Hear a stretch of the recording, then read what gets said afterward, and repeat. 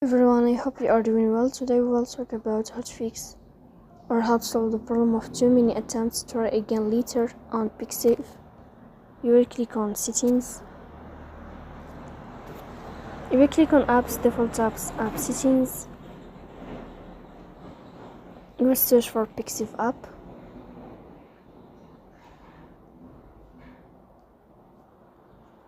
You will click here on first stop and you will click OK. You will go to storage. You will click on clear cache.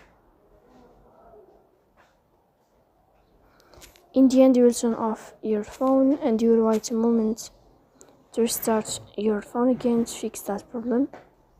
So please don't forget to support us by like and subscribe. See you next time and thank you for your watching.